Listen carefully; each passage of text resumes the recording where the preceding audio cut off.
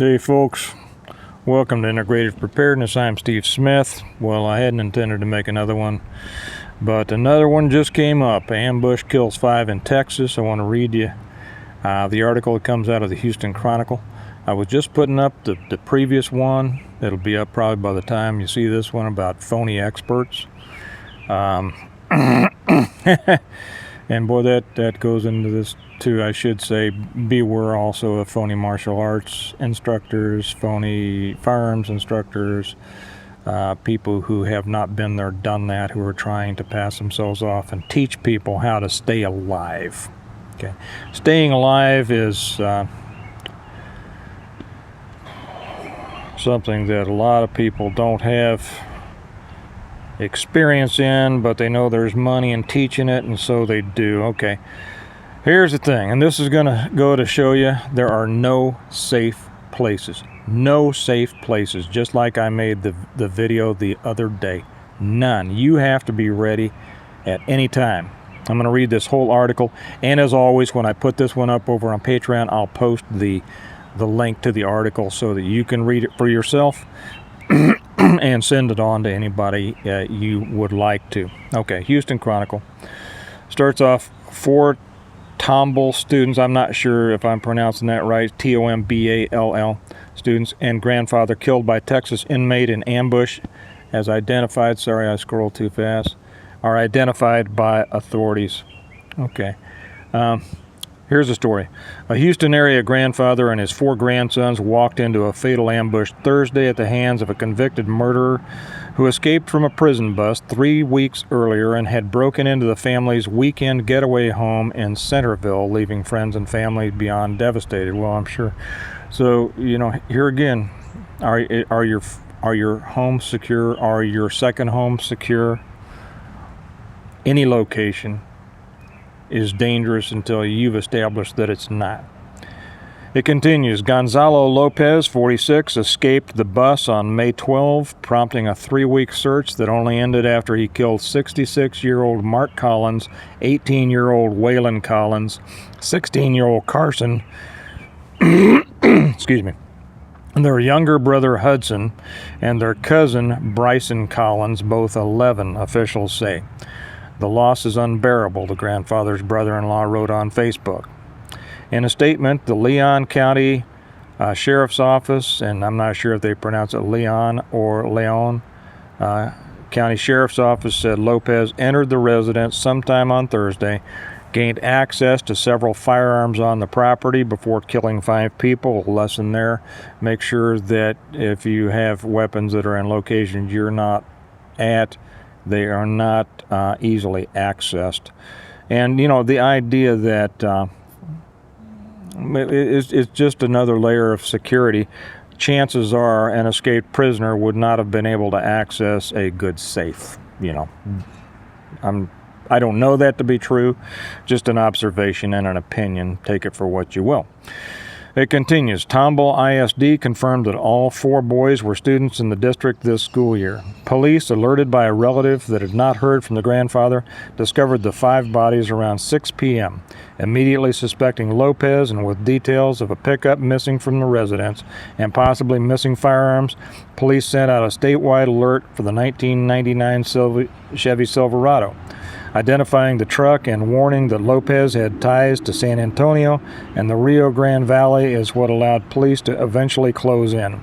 An investigator and deputy sheriff from Atascasa County, south of San Antonio, spotted the truck on Texas 16 a few miles north of Poteet and matched the license plate to the Leon County alert, said Atascasa County Sheriff David Soward.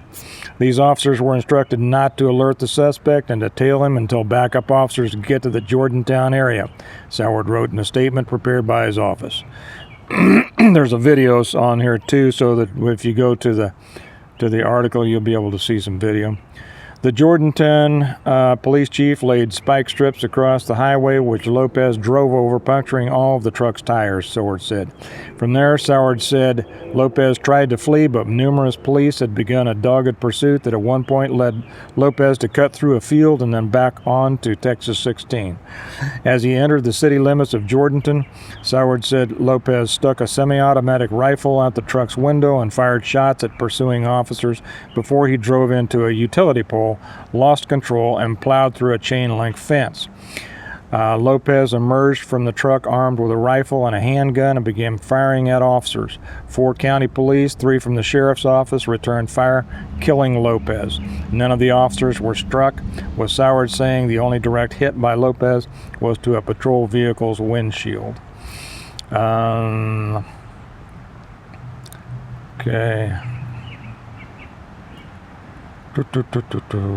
Okay, there's a little bit more. Clark said he was able to stay within the woods, get into residence for food and water, and perhaps change his clothes, adding it was likely he was on the property for days and perhaps went in and out of the home. Lopez was a former member of the Mexican Mafia criminal enterprise with ties to the Rio Grande Valley and San Antonio area. He was serving a life sentence from 2006 conviction for capital murder and aggravated kidnapping in Hidalgo County. He was given a life sentence following a 2007 conviction for attempted capital murder in Webb County. Okay, why is he still alive?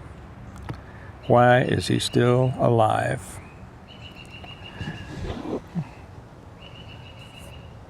I know there's a lot of lessons in there. No place is safe. Be secure. You're responsible for your own safety and security. Grandfather takes his grandsons down to a nice time in their getaway cabin. This animal is in there, who already escaped. Did he have any chance to escape? I tell you, there's one place he couldn't have escaped from, and that's a nice hole. That he was already in for capital murder, and our justice system just keeps cranking them back out, don't they? This is why so many of us quit. This is why so many of us left. We put them in, the justice system just throws them right back out. More victims. Sometimes, justice comes when it comes, by whoever it comes, but it didn't save, and this wasn't justice. He was killed by police. Where's the justice in that? It doesn't bring these people back. That's not justice. That's maybe it's stopping some future innocent people from being killed, but there's no justice there.